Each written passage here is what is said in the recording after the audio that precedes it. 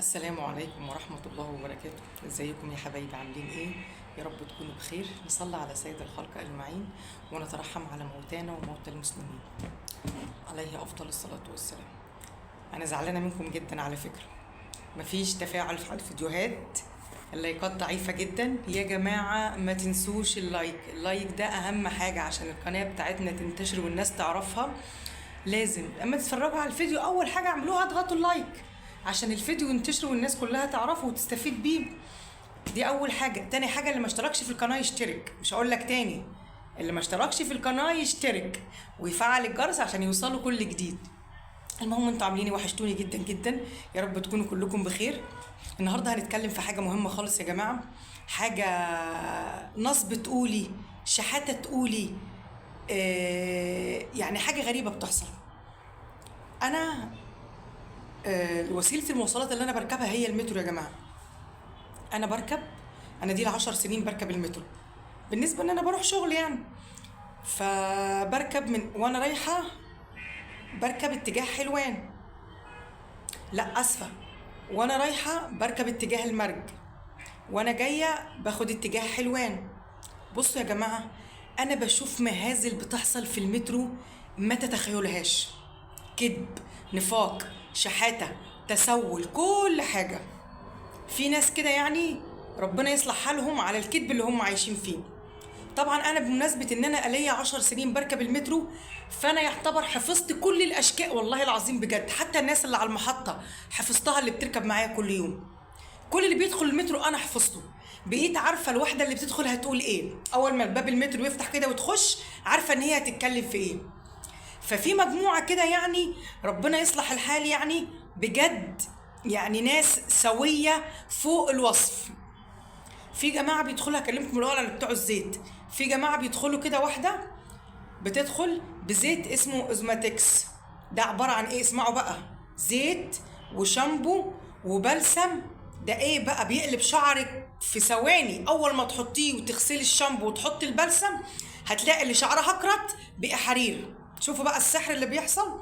بتخش بقى الست، السلام عليكم، ازيكم يا جماعة، عاملين ايه؟ انا معايا النهاردة عرض ما يتفوتش، معايا زيت وبلسم وشامبو، حاجة يعني خيال. طبعا انا بقعد اسمع وانا عارفة الحكايات دي والمواضيع. طبعا مش كل الناس عارفة ولا كل الناس حافظة الناس دي، في ناس كتيرة يا عيني بتضحك عليها وبتاخد. بصوا يا جماعة، العرض ده من 500 جنيه نازل ل 120، عشان احنا دعاية للشركة، فنازل ل 120 جنيه. قبل ما تخلص الكلمة تروح بيبقى فيه بقى 3 طالعين معها ولا 4، ما هي بقى طريقة نصب ايه محترفة، بتطلع معها 3 ولا 4. قبل وهي بتتكلم، لو سمحتي انا عايزة العرض ده، انا عم مديلك فترة ما بتنزليش، انا عمالة ادور عليكي. قالت لها لا اهو يا حبيبتي انا موجودة. فبتقول انا عايزة العرض ده، ممكن اخد عرضين؟ فتروح جايبه لها العرضين. تقول لها عمل معاكي ايه الزيت؟ تقول لها بسم الله ما شاء الله، ده انا بنتي كان عندها حته صلع هنا من قدام، اول ما استعملت الزيت وغسلت لها بالشامبو والبلسم في اقل من اسبوع الشعر طلع. يا سلام، الله اكبر، ايه ده؟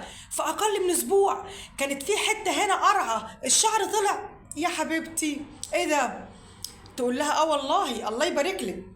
تروح بقى جرها من ايدها، تقول لها طب تعالي معايا قولي للعربيه كلها والله يا جماعه، والله انا بنتي كانت عندها حته صلعه كده ما بيطلع لهاش شعر، اول ما استعملت الكريم والزيت والشامبو مسافه اسبوع الشعر طلع. شفتوا السحر؟ عايزه اقوم اديها بالشبشب على وشها، اقسم بالله. ايه ده؟ ايه السحر ده؟ تروح واحده تانيه تقول لها ايه؟ ايوه يا مدام، انا عايزه انا جوزي ما كانش فيه كده في الحته اللي قدام دي شعر، قلت له استعمل منه، استعمله، الشعر طلع. ايه ده؟ هو جوزك الاقرع الشعر طلع لما استعمل الزيت والكريم؟ ايه ده؟ طب والله كويس، ده احنا كده نخلي كل الرجاله اللي في البلد تستعمل الزيت والكريم بتاعك. فبصوا، نصب نصب نصب، يعني انا بقيت حافظاهم اللي بيطلعوا واللي بيطلعوا معهم. تروح مخلصه العربيه دي، في بقى يعني ناس غلبانه ما تعرفش في العربيه، تقول لها يعني تسال بقى الناس اللي بتتكلم يعني انت جربتيه طلع كويس؟ تقول لها اه والله خديه على ضمانتي، لو عندك بنتك شعرها وحش، لو في حته كده ما فيهاش شعر خديه اشتريه. تروح يا عيني الست مطلعه الفلوس ومشتريه.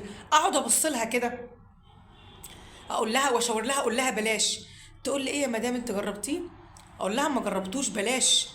طب ليه؟ اقول لها يا ستي بلاش اسمعي الكلام. في بقى اللي بيسمع الكلام وما ياخدش، وفي بقى اللي بيضحك عليه وياخد. دي اول ناس. في بقى مجموعه تاني، مجموعه شحاتين الله اكبر عليهم. تطلع السلام عليكم، انا اختكم، انا جايه من منيا الصعيد يا جماعه، والنبي ابني محجوز في معهد الاورام وعايزه له كيس دم، الله يخليكم ساعدوني، والنبي ساعدوني يا جماعه، انا عايزه كيس دم ولازم النهارده الكيس يتلم قبل الساعه 8 بالليل، اي حاجه مساعده.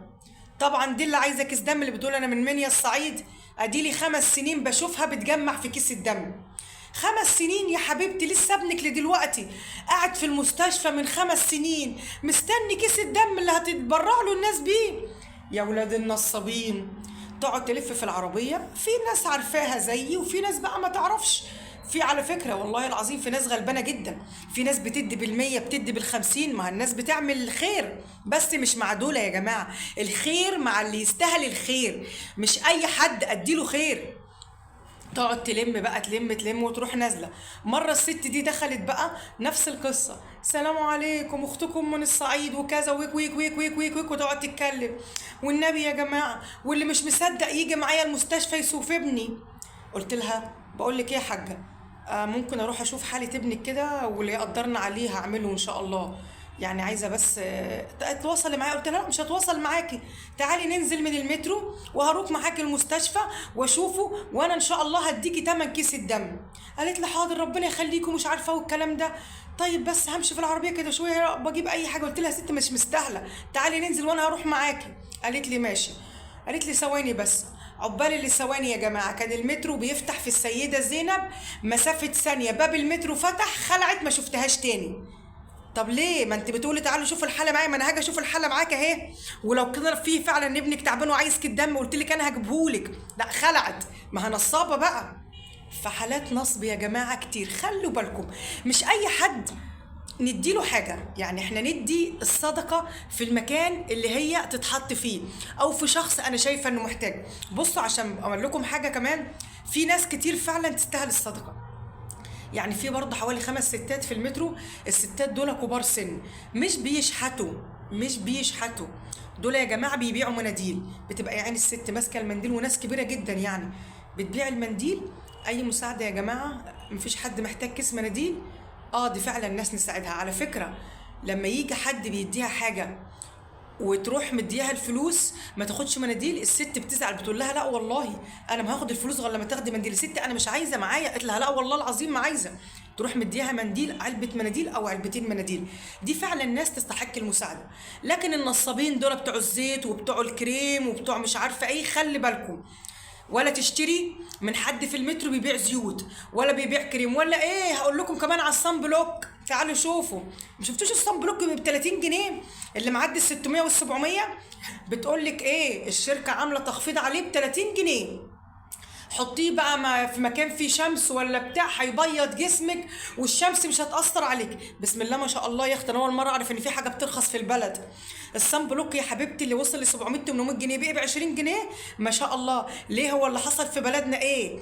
نقوم كده ونصحى نلاقي الحاجه بقيت في التراب؟ ده احنا كل يوم بنقوم على مهازل، كل يوم بنقوم على مصيبه جديده.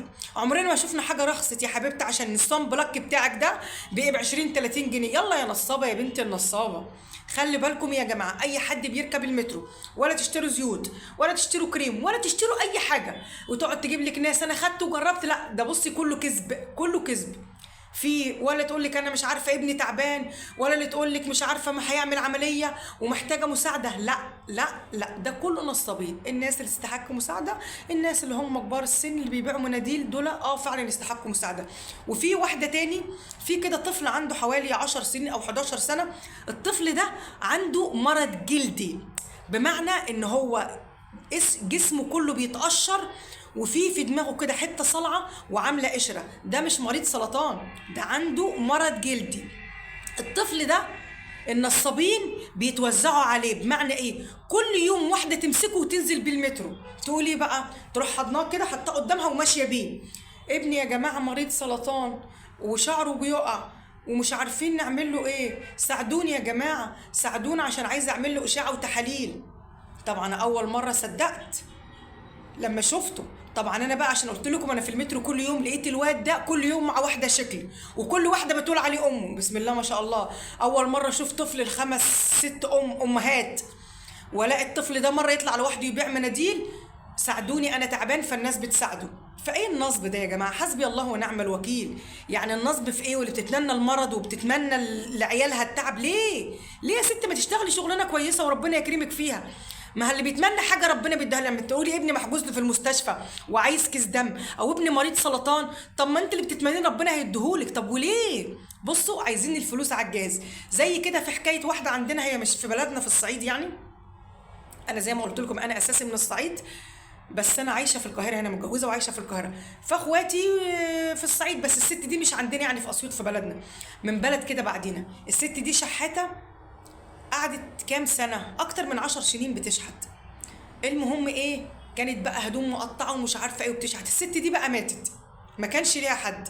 فجه صاحب الاوضه بعد ما ماتت راح ينظف الاوضه، كانت فيها كراكيب وقرف بقى، انتوا عارفين الناس دي، ينظف الاوضه. تخيلوا يا جماعه لما دخل الاوضه لقي ايه؟ والله العظيم يا جماعه شوالات مليانه فلوس، شوالات مليانه فلوس، شوال مليان 200، شوال مليان 100، شوال مليان خمسينات، شوال، بصوا كل عمله ليها شوال. تخيلوا له ايه، حوالي 2 مليون جنيه حصيلة الست دي من الشحاتة، ومرميين ومحدش خدهم. شفتوا بقى الشحاتة بتجيب ايه؟ فطبعا الفلوس دي في الاخر راحت للحكومة. فبحب اقول لكم بس واعرفكم، خلي بالكم من نصابين المترو، خلي بالكم من شحاتين المترو، اوعوا تشتري اي حاجه من المترو. لكن في ناس غلابه بتطلع تبيع اكسسوارات، توك وقمشات شعر ومش عارفه ايه والكلام ده، لا عادي، دي ناس نشتري منها. في ناس بتطلع بتبيع هدوم داخليه عادي، في ناس بتطلع بتبيع حاجات حريمي، بناطيل ومش عارفه ايه وحاجات صيفي عادي. لكن ابعدوا عن بتوع الزيوت، ابعدوا عن بتوع الكريم، ابعدوا عن اللي بتقول لك انا ابني تعبان، انا ابني مريض، انا عايزه كيس دم. الناس دي كلها بتاتا انسيها، ولا تعملي معها اي حاجه. عايزه تعملي صدقه اعمليها في المكان اللي تستحقه، شوف الشخص اللي فعلا يستاهل صدقه وتصدقي معاه. حبيت بس اوضح لكم الفكره، حبيت بس اوضح لكم الفكره، معلش اسفه. وخلي بالكم انا بس اي حاجه بتحصل معايا بحب اقول لكم عليها عشان تاخدوا بالكم وتوعوا للي بيحصل يا جماعه. واشوفكم ان شاء الله في فيديو جديد، واللي ما اشتركش في القناه يشترك، واللي ما ضغطش لايك يضغط لايك ويفعل الجرس عشان يوصلوا كل جديد. واشوفكم الفيديو الجاي، والسلام عليكم ورحمه الله وبركاته.